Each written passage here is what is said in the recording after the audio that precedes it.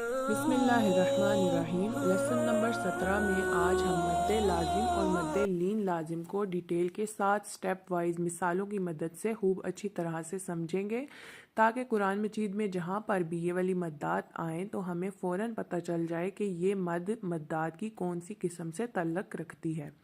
इससे पहले हम मद्दे मुत्तसिल मद्दे मुनफसिल पढ़ चुके हैं। अब हम मद्दे लाजिम और मद्दे लीन लाजिम को पढ़ेंगे। इनको जानना इसलिए भी ज़रूरी है कि मद्दात की किस्मों में खींचने की मिकदार में फ़र्क होता है और इनमें से बाज़ अक़साम में कसर और तवस्सुत जायज़ है और बाज़ अक़साम में कसर और तवस्सुत जायज़ नहीं। इसलिए इसको अच्छी तरह से जानना, इसके क़वाइद को याद रखना ज़रूरी है। मद्दे लाजिम है, हुरूफ़ मद्दा के बाद सुकून असली हो तो मद्दे लाजिम होगा। हुरूफ़ मद्दा जैसा कि आप जानते हैं, अलिफ जिससे पहले ज़बर हो, वाव साकिन जिससे पहले पेश हो, या साकिन जिससे पहले ज़ेर हो, ये तीन हुरूफ़ मद्दा कहलाते हैं। जब ये आ जाएं और इनके बाद सुकून असली हो। सुकून असली क्या है? ये दाल की तरह की छोटी सी अलामत जहाँ भी आएगी ये सुकून असली की अलामत है। इसके अलावा तशदीद में भी सुकून असली पाया जाता है। वो कैसे? वो ऐसे कि हम इस मिसाल को खोल कर देख लेते हैं। जानुन, देखें इसमें जो नून पर तशदीद है, जब हम इसको खोल कर लिखेंगे तो इस तरह से पढ़ेंगे, जीम अलिफ ज़बर जा नून साकिन जान, नून दो पेश नून जानून। अब अलिफ से पहले ज़बर अलिफ मद्दा आया और आगे नून साकिन आया, इसलिए यहाँ पर मद्दे लाजिम आया। अब ये कायदा याद रखें कि हुरूफ़ मद्दा के बाद जब ये दाल और तशदीद वाली अलामत आ जाएंगी तो मद्दे लाजिम होगा। अब इसकी मिसालें हम इस सबक में देख लेते हैं, जैसा कि बॉलन,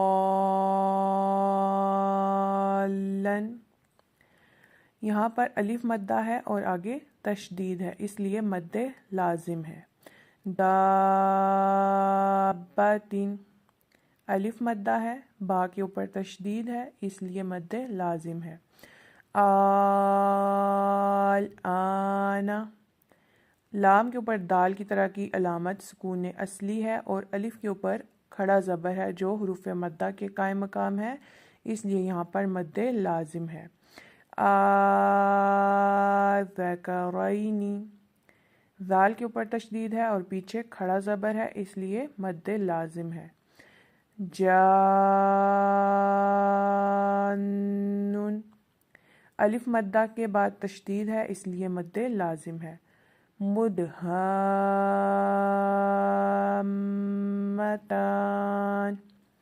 अलिफ मद्दा के बाद तशदीद है, इसलिए मद्दे लाजिम है। अतुहज्जूनी,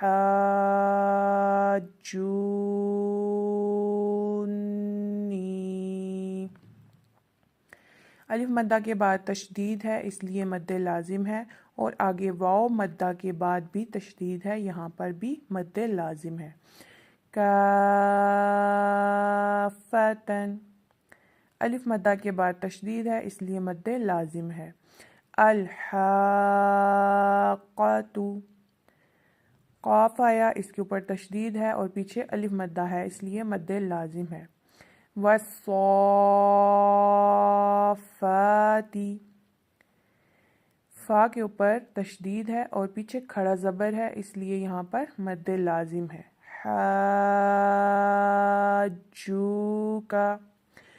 अलिफ मद्दा के बाद तशदीद, इसलिए मद्दे लाजिम। वहाजहू,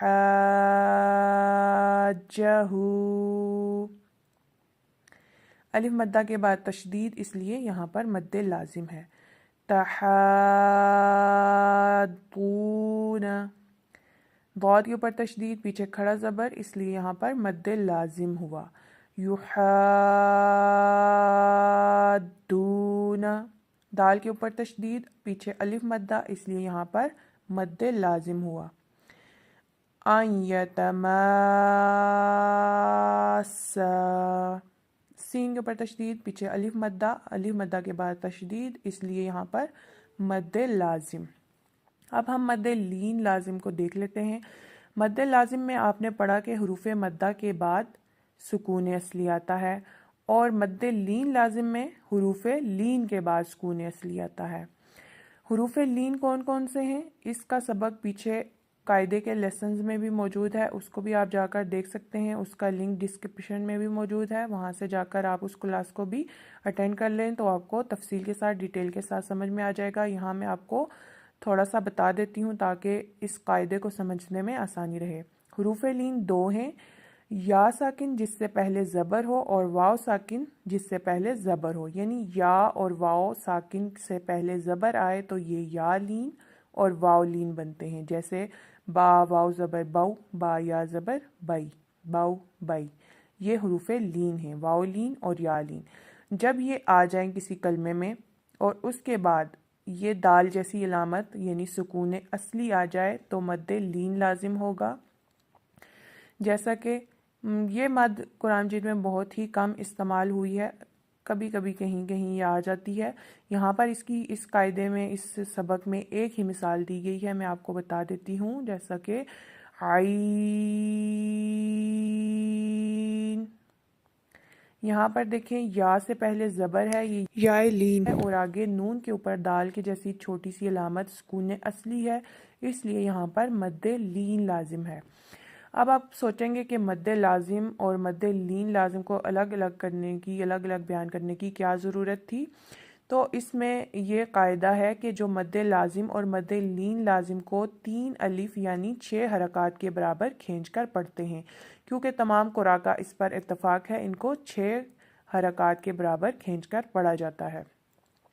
اس میں سے مد لازم کو 6 حرکات کے مقدار تک کھینچنا ضروری ہوتا ہے، کیونکہ تمام قراء کا اس پر اتفاق ہے، جبکہ مد لین لازم میں قصر اور توسط بھی جائز ہے، یعنی اس کو تھوڑا کم مقدار میں کھینچ کر بھی پڑھ سکتے ہیں، لیکن اس میں بھی افضل اور اولیٰ یہی ہے کہ اس کو بھی 6 حرکات کے برابر ہی کھینچ کر پڑھا جائے۔ مد لازم اور مد لین لازم کے لیے جو سمبلز قرآن مجید میں استعمال ہوتے ہیں، کچھ قرآن مجید میں مد متصل جیسے اور کچھ قرآن مجید میں مد منفصل جیسے استعمال ہوتے ہیں، تو وہاں اکثر لوگ کنفیوز ہو جاتے ہیں کہ یہ مد متصل ہے، جبکہ مد متصل میں آپ نے یہ بات یاد رکھنی ہے کہ حروف مدہ کے بعد حمزہ آئے گا اسی کلمے میں یا اگلے کلمے میں، اسی کلمے میں آئے گا مد متصل ہوگا اور اگلے کلمے میں آئے گا تو مد منفصل ہوگا، اور حمزہ کی 2 اشکال جو میں نے آپ کو بتائی ہیں ان دونوں میں سے کوئی بھی ایک آ سکتی ہے۔ جب حمزہ آئے گا تو مد متصل اور مد منفصل ہوگا، اور حروف مدہ کے بعد جب سکون اصلی ہوگا تو مد لازم، اور حروف لین کے بعد جب سکون اصلی ہوگا تو مد لین لازم۔ اس طرح سے آپ اس کو یاد رکھیں تو قرآن مجید میں دیکھتے ساتھ ہی آپ کو معلوم ہو جائے گا کہ یہ مد متصل ہے، مد منفصل ہے، مد لازم ہے یا مد لین لازم ہے۔ اس کے علاوہ مد کی 2 اقسام رہ گئی ہیں، مد عارض اور مد لین عارض، ان کو ہم اگلی کلاس میں انشاءاللہ پڑھیں گے۔ مد لازم کی آگے 4 اقسام بھی بیان کی گئی ہیں، لیکن وہ مجھے اس کلاس کے لیے اتنا ضروری محسوس نہیں ہو رہی، انشاءاللہ ان کو کسی اور کلاس میں ڈسکس کریں گے۔ آج کی کلاس کے لیے اتنا ہی، اجازت دیجیے، اللہ نگہبان۔